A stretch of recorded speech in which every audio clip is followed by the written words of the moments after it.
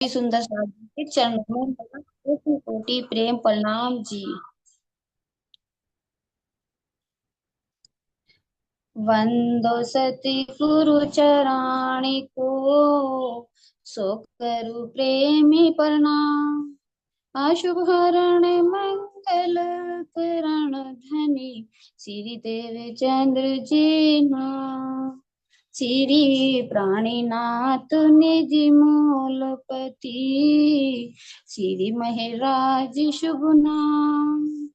तेज कुंवर श्यामा जुगल को, पल पल करु प्रणाम। श्री प्राणीनाथ तुम सत्य हो, तुमसे चलत जहान। मैं अधीन करनी नहीं, बाहरे की लाज। बोलो श्री सतगुरु महाराज की जय। बोलो श्री प्राणनाथ प्यारे की जय। प्यारे सुंदर साथ जी, सतगुरु महाराज जी श्री राम रतन जी के जीवन की लीलाओं में से मैं एक लीला बड़ी ही अद्भुत है, जो हिंदू और मुस्लिम की दीवार को तोड़ने वाली है। जो जो हमें शिक्षा देती है कि तन चाहे हिंदू हो, मुस्लिम हो, सिख ईसाई हो, चाहे किसी भी मजहब का हो, उसके अंदर यदि परमात्मा की शक्ति हो तो हमें सहर्ष स्वीकार करके नस्त मस्तक हो जाना चाहिए। सुंदर साथ जी, शेरपुर के पास ही एक कलनहेड़ी गांव है। उस गांव में एक भोरे सिंह पठान नाम का व्यक्ति रहता था, जो मुस्लिम धर्म का था। और महाराज जी चर्चा सुनकर वहां बहुत प्रभावित, यानी कि महाराज जी की चर्चा सुनकर वह बहुत प्रभावित हुआ। लेकिन संयोगवश महाराज जी की लीलाओं को देखकर वह समर्पित हो जाता है, जो भूरे खां पठान जी है। एक बार उसने अपनी बड़ी बेटी का निकट करने की तिथि तय कर ली। जैसे कि उन्हें अपने बड़ी बेटी की शादी की जो तय कर ली, तो उनके अंदर आया कि मैं अपनी बेटी की बड़ी धूमधाम से शादी करूं। क्योंकि हर माँ बाप अपने जो सबसे बड़ी मतलब औलाद होते हैं, उसका माँ बाप ये करता है, सोचता है कि मैं अपने बेटी हो या लड़कों की इसका ऐसे नहीं ऐसे करूंगा, ऐसे नहीं ऐसे दूंगा। हर चीज की मतलब खुशी से बहुत वो करता है। तो उन दो भूरे खां पठान के अंदर तो आया ही था। तो और कुछ गांव वालों ने उन्हें चढ़ा दिया कि भाई भूरे खां, अपनी बेटी की शादी बड़ी धूमधाम से करना, और उसे ऐसे ऐसे करना, और ऐसे मतलब सबको बुलाना, सबको खाना खिलाना। तो माँ भूरे खां पठान उनके कहने से और मतलब चढ़ाई माँ का वो हो गए प्रभावित कि हाँ, ऐसे ही करना चाहिए, क्योंकि मेरी बड़ी लड़की की शादी है बेटी की। तो ऐसे ही सोच के उसने जो है गांव में नौता दिया, और अपने नाई को 12 गांव में नौता दवाया भूरे खां पठान जी ने, कि जाओ नाई तुम सबको नाता दिया, वो नौता दिया, और जो है आ जाओ नौता दे करके। तो भूरे खां पठान ने नाई को तो भेजा ही था 12 गांव में नौता देने के लिए। फिर गांव वालों ने, गांव वाले भी जो इनसे मतलब ईर्ष्या करते थे भूरे खां पठान से, तो वे भी रातों रात गांव में गए, और जी हर घर घर जा करके उन्हें सबको चढ़ा दिया कि भाई वहां जाओ, और परिवार सहित जाना, और छक छक के खाना खाना। क्योंकि चढ़ा करके वे भी मतलब अपने वापस आ गए घर, रातों रात चढ़ाया ही। ऐसी ऐसी हुई थी मतलब देखो। क्योंकि गांव वाले सोचते कि बहुत अपने आप को बहुत भोरे खां पठान अपने आप को बहुत बड़ा मानता था। साले की अब इज्जत हो बेइज्जती होगी इसकी जब इतने सारे गांव वालों को जब न्योता देगा ऐसे कमी पड़ेगी। तो जो है फिर अगले दिन जब मतलब चला चालू हुआ खाने का काम, मेहमानों को आना, तो मेहमान आने लगे और इतने मेहमान आ चुके, इतने मेहमान आ चुके। भूरे खां पठान जी मतलब घबरा गए कि कैसा होगा यू भाई, ये तो बहुत सारे मेहमान आ रहे। और पता नहीं मेरे तो इतनी जितने जितने आदमी आ रहे जैसे जितने सदस्य आ रहे और मेहमान भी आ रहे, मेरे तो इतनी जगह भी नहीं है बैठाने की। और ना बैठाने की जगह है और ना मतलब खाने की भी इतनी व्यवस्था नहीं है, मुझे तो लगता नहीं कि पूरा पट जावे। तो घबराने लगे अंदर बहुत ज्यादा मतलब डरने लगे कैसा होगा मेरा। तो भूरे खां पठान के अंदर महाराज जी मतलब अंदर आया कि क्यों ना मैं आश्रम में जाऊं महाराज जी के पास। भाई ये तो बहुत गलत हो जाएगा क्योंकि मेरा इतना हिसाब नहीं है और मेहमान इतने आ चुके, देखी जाइए कैसा हो। तो उसी वक्त भूरे खां पठान जी आश्रम में पहुंच गए। तो आश्रम में पहुंच गए फिर वहां से जा करके जो है पूरे उसमें मतलब अंदर से बहुत घबराए हुए थे, डरे हुए से थे। महाराज जी कह लगे भूरे खां क्या हुआ, इतने क्यों घबराए हुए हैं। बोले महाराज जी मेरी बड़ी बेटी की शादी है और मैंने अपनी बेटी की जो है शादी तय की है और मैंने ऐसे ऐसे किया, ऐसे ऐसे सोचा था। और फिर मुझे गांव वालों ने भी जो है ऐसी सलाह दी कि तू अपनी बेटी की बड़ी धूमधाम से शादी करना और ऐसे ऐसे दावत देना। और महाराज जी मैंने 12 गांव में न्योता दिलवा दिया और ऐसा होगा। सोचने लगे ये मेरी ही जूती है, मेरा ही सर, ये तो मेरे सिर पड़ गया। महाराज जी अब कैसा होगा। और देखो ऐसा ऐसा होया महाराज जी हो रहा मेरे साथ, अब आप ही जाने कैसा कैसा होगा। तो महाराज जी कह रहे अरे भूरे खां तू क्यों घबराया इतना, क्यों टेंशन ले रहा है इतनी, कोई तो गलत काम थोड़ा कर रहा है, तू तो अच्छा काम कर रहा। और घबरा मत, सब काम ठीक हो जाएगा। और तू तो एक यज्ञ कर रहा, जैसे एक अग्नि में आहुति डालता है, तो एक ऐसा काम कर रहा, तो गलत काम थोड़ा कर रहा। और गलत काम में ही तो बाधा आती है, तो तू तो सही काम कर रहा, तू क्यों इतना घबराया। तो महाराज जी ने बहुत मतलब बात ऐसी कही भूरे खां पठान को। कह लगे घबरा मत, सब काम ठीक हो जाएगा। कह लगे हाँ महाराज जी अब तो आपके हाथ में ही है, आपके हाथ में ही है, मेरी इज्जत रखवाओ या उतरवाओ, अब तो आपके ही हाथ में है। कह लगे कोई बात नहीं तुम इतनी टेंशन मत लो। तो महाराज जी कहने लगे जाओ एक आसन लेकर के जाओ और दो अगर धूमबत्ती, और जहां पर खाना है वहां पे पधरा देना आसन को, और वे धूमबत्ती भी ऐसे वहां पे लगवा देना, सब काम ठीक हो जाएगा।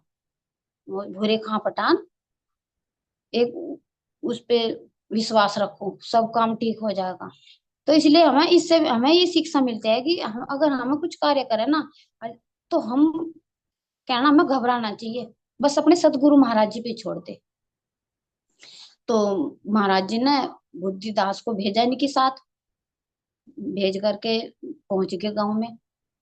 वहां जा करके बुद्धिदास जी ने एक बोला कि भूरे खां एक कमरा में साफ सफाई करवाओ और ये महाराज जी का आसन बिठाओ बिछाओ यहाँ पे जो दिया, और बोल देना कि हाँ किसी को मत आने देना। तो ऐसे ही वहां करते करते जब भी महाराज जी पहुंच गए, पहुंच करके वहां आसन बिछवाया और वे जो है अगरबत्ती लेकर के चारों दिशाओं में फिरवाया जहाँ पे भोजन रखा था। और बोले कहले कि यहाँ पे किसी को आने मत देना, क्योंकि देखो यहाँ भी ऐसा होता है जैसे शादी ब्याह करते हैं, तो जहाँ पे मतलब भोजन की व्यवस्था होते हैं वहां पे भगवान के किसी भी मतलब उसकी मूर्ति रखते हैं। और वहां पे जो है अखंड दीवा जलवाया महाराज जी ने, और वो मतलब उस कमरे में चपेरे को फिरवाई धूमबत्ती लेकर के महाराज जी ने। बोला कि जाओ सब काम ठीक हो जाएगा, और तुम जाओ और मेहमान को बोलो कि सब खा करके जाना, भूखे मत जाना, छक छक करके जाना। तो बस महाराज जी ऐसे कह करके महाराज जी तो आश्रम पहुंच गए। पहुंच करके फिर जो है, देखो उस टाइम 2 रात और 1 दिन खाना चला, यानी कि 36 घंटे तो खाना चला था। और जी 6 कढ़ाई चावलों की चढ़ रही थी, और 6 ही कढ़ा मतलब सब्जी की चढ़ रही थी। सब ये सतगुरु महाराज जी की मेहर है। तो भूरे खां पठान का अच्छी तरह से काम बीत गया, बहुत बढ़िया। क्योंकि क्या ना, अगर विश्वास करे महाराज जी तो सब काम ठीक हो जा। एक अपने अंदर दृढ़ विश्वास होना चाहिए, कुछ भी कार्य करे हमें घबराना ना चाहिए। क्योंकि साक्षात हम तो सदगुरु महाराज जी के चरणों में हैं। तो ऐसे ही काम बहुत अच्छी तरह से बीत गया। तो फिर जो है महाराज भूरे कहाँ पठान जी बैठ कर सोचने कह लगे, ये महाराज तो कोई वैसा कैसा नहीं है, ये तो कोई, इनके अंदर कोई चमत्कार है जो मतलब इतना बड़ा काम और इतनी आसानी से हर चीज में, मतलब कितनी उससे बीतता कमी नहीं पड़ी। इतने सारे 12 गांव के आए आदमी ऐसे जिम में। तो बहुत अच्छी तरह से काम बीत गया भूरे गांव पठान जी का। उनके अंदर है कि तो कोई कहना बहुत बड़े वे है महाराज जी, इनके अंदर तो कोई मतलब चमत्कारी है जो ऐसा काम बीत गया। तो फिर इनके अंदर सोच के बैठने लगी क्यों। हाँ तो फिर जो है, जो आश्रम था जहाँ, तो आश्रम के पास भूरे खां पठान जी की जमीन थी, खेत थे मतलब। तो वहां पे रात को पानी चलाने गए ये खेत में, आश्रम के पास ही थे। तो जैसे वे आश्रम खेत में पानी चलाने गए, तो अंधेरा सा होगा थोड़ा, मतलब रात सी होगी। क्योंकि देखो यहाँ पे देखो बहुत से गांव में भी रात को ही पानी चलाते हैं। तो भूरे कहाँ पठान जी अपने खेतों में पानी देना गए, तो अंधेरा सा होगा थोड़ा, मतलब रात सी होगी। तो उनके अंदर आया भूरे खां जी के कि क्यों ना मैं आश्रम में थोड़ी देर आश्रम विश्राम कर लूं, सो लूं, मतलब इतना पानी चलेगा। तो भूरे कहाँ पठान जी आश्रम में आई। आकर देखा तो मतलब महाराज जी की कुटिया थी आश्रम में, और उसके चफेरे लकड़ियों की बाड़ बना रखी थी महाराज जी ने, लकड़ियों की। और तो जहां को बढ़ते थे वहां एक लकड़ी से लगा रखी थी, एक जैसा गेट हो जा। तो क्योंकि वे इस वजह से लगा रखी थी क्योंकि कोई जानवर ना बढ़ सके उसमें आश्रम में। और तो जो है भूरे खां पठान जी आश्रम में बढ़ गए। तो जैसे भूरे खां आश्रम में बढ़ गए, तो भूरे खां पठान जी को 3 टुकड़े नजर आए वहां बैठे हुए, पड़े हुए। पर देख करके उन्हें भूरे खां पठान जी आए तो वे सोने के नाम के आराम करने के नाम के। और तो जो 3 टुकड़े दिखे, वे तो हक के तक रह गए, डर गए, कांच का पानी बन गया कि ये क्या है यहाँ से, ये तो लाश पड़ी, भाई ये तो बहुत गलत होगा, तू तो बहुत गलत मतलब आ गया यहाँ से, देखी चाहिए क्या होता है। और ये तो किसी हत्यारे ने हत्या करके गे रखी महाराज जी की, तो ये तो भाई बहुत गलत हो गया। तो ये तो मेरे ही नाम लगेगा, क्योंकि पठान तो मुसलमान था, महाराज जी हिंदू थे। वही अंदर आ लगी कि तो भाई कोई जगह तो भाई हिंदू मुस्लिम की है, तो किसी मुस्लिम ने नहीं मारा। क्योंकि उस टाइम बुरे कहाँ पठानी जी थे वहां से, बहुत विचार उठे बुरे कहाँ के अंदर। तो कह लगे, बस देख कर उन्हें 3 टुकड़ों को, वे तो बस मतलब ना आगे को चले ना इधर को, नहीं तो बस उल्टे पाई धीरे धीरे धीरे कह ले कि तू बुरे कहाँ यहाँ से निकल ले, अन्य तेरी आज हिम्मत नहीं है, मतलब तू नहीं आज बचने वाला, तू यहाँ से जल्दी खिसक ले, अन्य ये तेरे ही नाम लगेगा। तो जैसे वे पीछे पीछे हटने लगे, हटते हटते एकदम पीछे जो कमर में टंडी लगी, तो एकदम धक्का पड़े, मतलब पानी बन गया गात का, डर गए एकदम, मतलब पूरी दहशत बैठ रही थी अंदर। बस फिर धीरे भाई तू तो आज गया बुरे खां, तू नहीं बचने वाला, तेरी नहीं आज वो है, मतलब तू नहीं बख्शा जाने। तो जब धीरे धीरे जो पीछे को मुड़ कर देखा, तो उन्हें नजर आया नजर आए महाराज जी। ब देख का हो रखे धक रखे, तेरी आज खेलनी। तो गया आज बुरे खां। फिर महाराज जी कह लगे, कहाँ जा बच के, तू नहीं बचने का आज। तन्ने तो बहुत बड़ा वो कर दिया। और तू सोच रहा होगा कि तू किसी को दिख रहा नहीं, तू बच कर चले जाएगा, आज नहीं तू बचने वाला। बस महाराज जी ने जैसा हुक्म किया, बस ऐसे ही करते चले गए। फिर तो वे कह लगे, कहाँ जा, चल सीधा ही, भाई चल कुटिया के पास ही। जब ये बोलते चले गए, भूरे खां पठान जी का खून का पानी बन गया, बिल्कुल कांच का पानी बन गया कि ये क्या हो गया, देखिए कैसा बचा जाएगा। तो जैसे वे बस जैसे जैसे महाराज जी कहते गए, ऐसे ही वे आगे को चलते रहे। बस जब जब पहुंच गए कुटिया के पास, तो वहां जब ये तीन टुकड़े देखो, पूरी आंख लाल बुछ होगी, बिल्कुल इतनी चमक आई वहां, पूरी मतलब पूरी रोशनी। और घबरा गए, वे डर गए पूरे। भाई तो खींचे क्या होता, आज नहीं बुरे खा तो बचने वाला, आज तो गया। बस देखते देखते जब वहां पहुंच गए, तो जो है वो मुर्शद भी बोला, कह लगे, तू सोचता होगा तू कि मैं यहाँ तक बच के निकल जाऊंगा, आज नहीं तू बचने का। आज तूने काम ही ऐसे किया है। और सोच रहा होगा तो किसी को दिखा नहीं, तेरी खैर नहीं आज। बहुत डर गए। तो जब वहां दृष्टि वहां पड़ी, तो देखते उनके सामने वे जो तीन हिस्से पड़े थे, सिर भी जुड़ गया, पैर भी जुड़ गया, धड़ भी जुड़ गए। तो देखते देखते भूरे खां के अंदर, देखते देखते ही वे जब जुड़ गए, तो वे एकदम अंतर ध्यान हो गए। तो अंतर ध्यान तो और वे हक्के धक रह गए। भाई तो पता नहीं कहीं भूतों का आश्रम है का, यहाँ तो भूत भूत वाला जैसा ही हिसाब दिखाई दे रहा। क्योंकि क्या तो दिखे थे तीन टुकड़े पड़े हुए, लाख। और ये जुड़ के ये एकदम अंतर ध्यान भी हो गए। अंदर दहशत से बैठ के बहुत विचार उठने लगे भूरे खां के अंदर। वो घबरा गए। फिर घबराते घबराते वहां फिर नजर आए महाराज जी। तो जैसे महाराज जी नजर आए, तो महाराज जी ने कहा, भूरे खां तना अच्छा नहीं किया, तेरी खैर नहीं है आज, और तू नहीं बचने वाला। और तू सोच रहा होगा कि मैं चुपचाप निकल जाऊंगा, तू नहीं यहाँ से निकलने वाला, तना अच्छा नहीं किया। तो महाराज जी कह लगे फिर कि जो होया सो होया, और इस राज को राज ही रखना। बुरे खां, किसी को मत बताना इस राज के बारे में। अगर तूने इस राज को किसी के अगर गांव में जाकर अगर तुमने बताया ना, तेरी खैर नहीं है। बस यूं समझ लियो कि जो जो तूने किसी के आगे बताया, तो तेरे भी ऐसे ही तीन टुकड़े हो जाएंगे।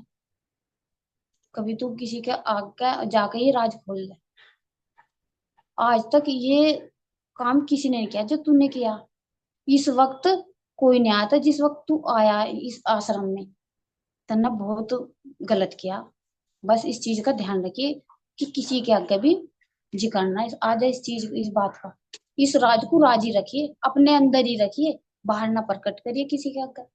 बस महाराज जी को प्रणाम किया, और इतनी बात सुनते ही महाराज जी की बस ऐसे दौड़े, जैसे सिर पैर भी अपने सिर पे ही धर लियो उसने। इतनी दौड़, मतलब इतनी तेजी से चले कि घर घर ही जाकर उन्होंने सांप दिया भूरे खां पठान जी ने। वहीं जाकर इतनी दहशत थी, मतलब इतनी तेज चले, इतनी चले जैसे वे पैरों से गए ही नहीं गाँव में, इतनी तेजी से गए। तो जा करके जो है भूरे खां घर पहुंच गए अपने। कितने दिनों तक तो यही चीज उनके अंदर घूमती रही, भैया क्या हो गया मेरे साथ। मतलब एक दहशत बैठ गई उनका, बुखार भी चढ़ गया, एक टेंशन बन गई। क्योंकि ये चीजें भूली नहीं जा रही थी, इनके अंदर एक बेचैनी सी होगी थी। वो या तो कहना कोई भी हो, किसी के साथ कुछ घटना हो जा, या दुख की हो या सुख की हो, कुछ भी हो, इंसान के अंदर अगर ये एक दूसरे के सामने मतलब शेयर नहीं करते, तो वो एक शांति से नहीं पड़ती। तो वही चीज बुरे खां पठान के अंदर हो रही थी, इतनी बेचैनी हो रही थी कि बस उनका बुरा हाल था। वे इतने परेशान थे, कितने दिनों तक यही चीज चलती रही उनके अंदर। बच्चे थे सर, बस उनके शांति नहीं पड़ी, कह लगे मैं कैसा करूं, किसी के आगे बता भी नहीं सकते। तो उनके अंदर आ भाई, मुझे मैं तो अब जब महाराज जी के पास ही जाना पड़ेगा मुझे तो। उनके अंदर आया, मैं तो महाराज जी के पास ही जाऊंगा और उनसे ही बताऊंगा कि ये क्या हो रहा मेरे साथ, मैं तो शांति से हुई नहीं, मैं तो शांति पड़ी ही नहीं रही। तो जो है वे फिर आश्रम में ही पहुंच गए। भाई मैं तो जाऊं, मैं तो किसी भी तरह शांति से हूँ, परेशान ही रही, बहुत ज्यादा टेंशन में रही, क्योंकि जो आश्रम में होया वही चीज उनके अंदर घूमती रही, वही उसी चीज के मतलब याद आती रही, तो एक डर सा बैठ गया उनके अंदर। तो फिर वे जो है आश्रम में आए बुरे खां पठान जी। तो आए, वहां महाराज जी चर्चा करते थे आश्रम में, आकर के बैठ गए। तो जैसा चर्चा करते करते बैठ गए तो चर्चा सुन रहे। तो महाराज जी जब चर्चा करते थे तो हर चीजों का रहस्य खोलते थे, जब सुंदर साथ बैठे।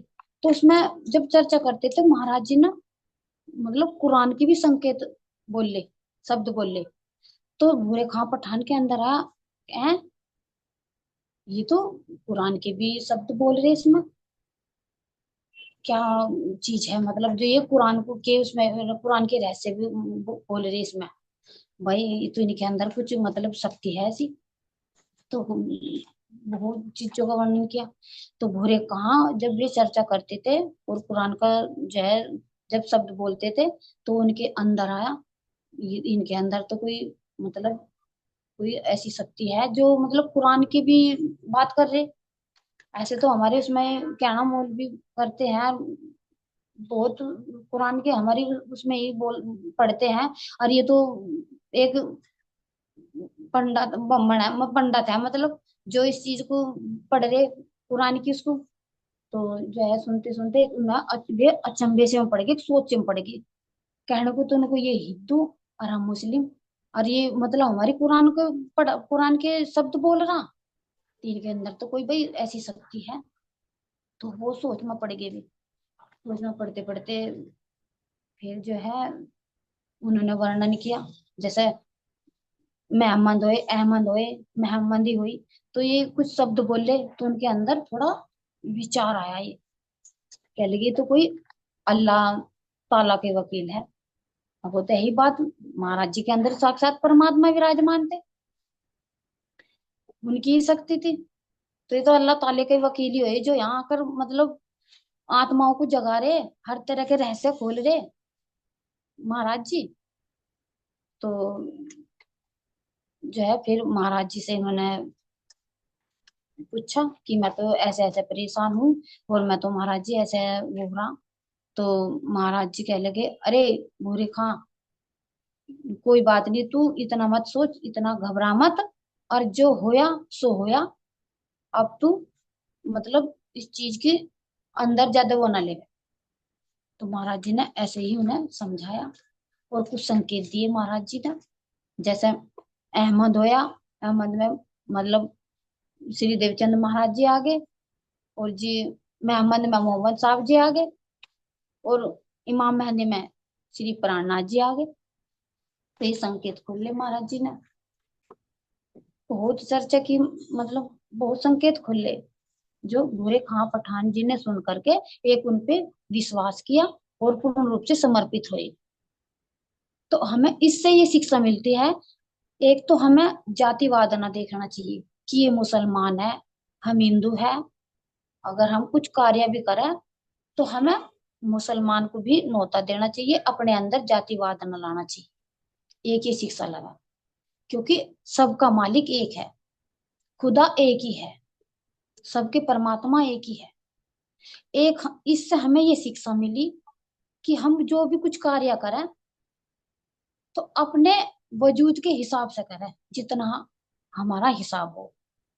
किसी के चढ़ाई में आकर के, किसी के कहे में आकर के हमें कोई कार्य ना करना चाहिए, अपने हिसाब से ही करना चाहिए। एक जैसा एक ये शिक्षा मिली, जैसे आश्रम में गए भूरे खां पठान जी, उन्हें दर्शन हुए एक साक्षात परमात्मा के, राज जी महाराज जी की, सतगुरु महाराज जी की।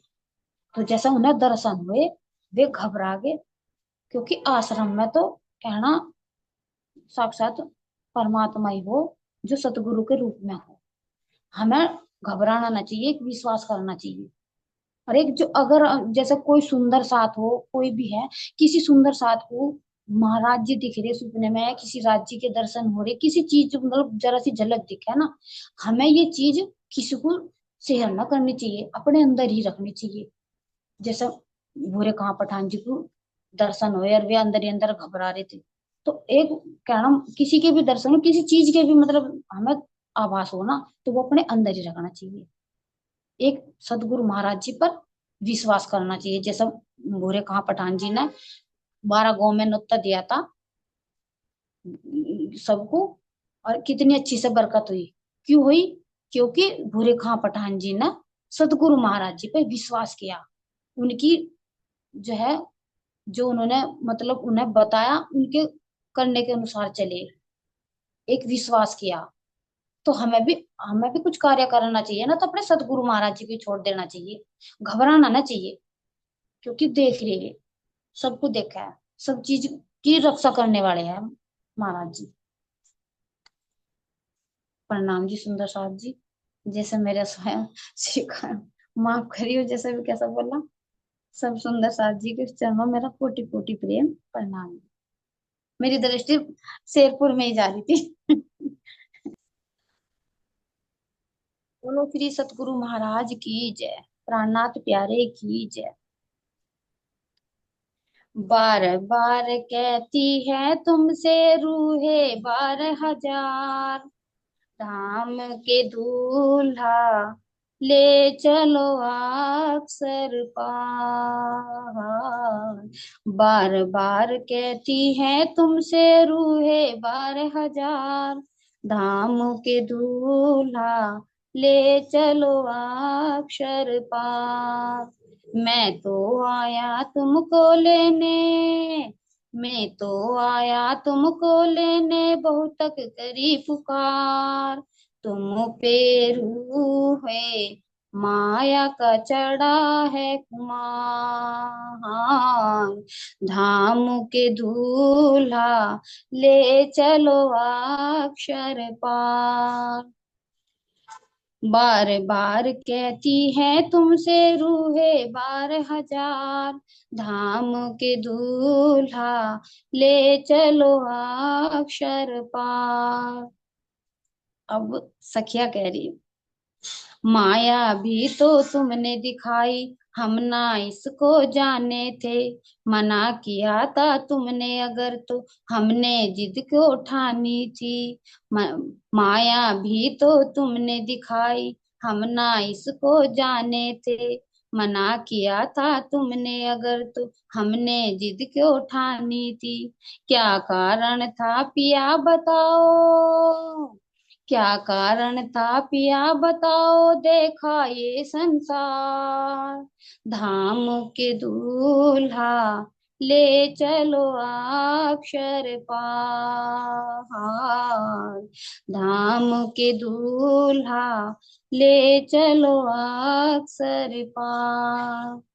कारज कारण माँ कारण की बात अगर तुम जानोगे, एक सहे भी दोनों हमारी यही सच कर मानोगे। कारज कारण माँ कारण की बात अगर तुम जानोगे, एक सहे भी दोनों हमारी यही सच कर मानोगे। वाणी ने तुम्हें बता दिया है, वाणी ने तुम्हें बता दिया है, सब करते हैं सब गुस्तार। तुम पे रूह हो माया का चढ़ा है कुमार, तुम पे रूह हो माया का चढ़ा है कुमार। बार बार कहती है तुमसे रूहे 12,000, धाम के दूल्हा ले चलो अक्षर पार।